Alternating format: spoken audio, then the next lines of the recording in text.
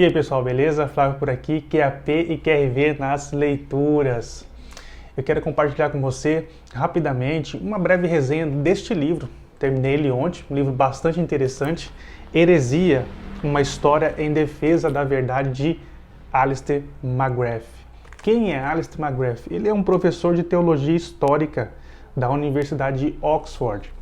Já tem uma vasta produção acadêmica e muitas dessas sendo traduzida aqui para a língua portuguesa. Um autor sem erro, pode ler, que é muito bom. Alistair McGrath vai expor a surpreendente trajetória da heresia ao longo do tempo. Porque a gente tem uma ideia, e eu também tinha essa ideia, de que o herege e suas heresias era alguém de fora que queria minar, que queria causar confusão e que queria destruir a igreja. Não. Os hereges, eles eram pessoas de dentro da igreja, que pensavam que estavam fazendo um serviço para a igreja e para a fé cristã, quando na verdade estavam produzindo um desserviço a ela.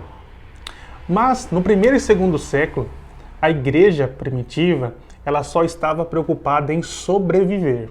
Sim, a perseguição era tanta.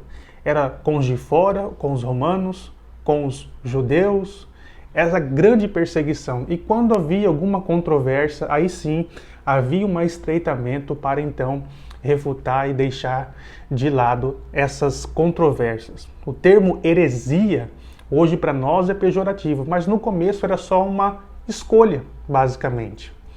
E ao longo da história, a igreja vai caminhando a formação do cânon, os livros sendo reconhecidos pela igreja como livros canônicos.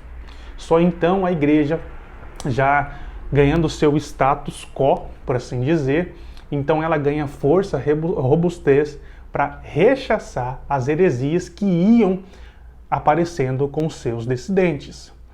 E aqui Alistair McGrath traz algumas heresias clássicas. E quais são elas? As primeiras heresias clássicas do cristianismo é o ebionismo, o docetismo e o valentianismo. Essas são as heresias clássicas que o Alistair McGrath traz aqui e as suas interpretações e as suas nuances e por que elas foram refutadas. Ele vai falar também das heresias clássicas tardias, que é o arianismo, o donatismo e o pelagianismo. Aqui em Pelágio, nada mais nada menos, o seu contemporâneo era Agostinho. Então Pelágio dizia que o cristianismo é uma religião moral e que nós deveríamos trilhar esse caminho da moralidade.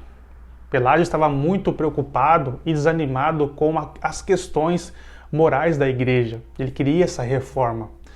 O problema é que ele propôs uma reforma de uma moralidade sabendo que não existe uma inclinação para o bem se Deus não vir ajustar a balança.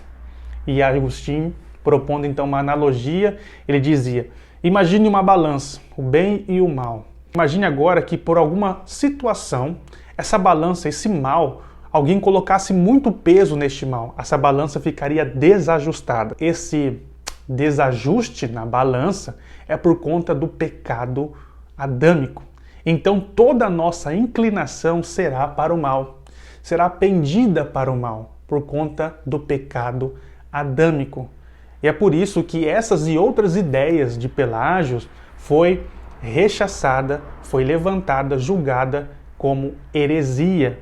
E não para por aí, ele desenvolve muitos outros assuntos, a questão da heresia e os seus impactos culturais, questões econômicas e questões de poder.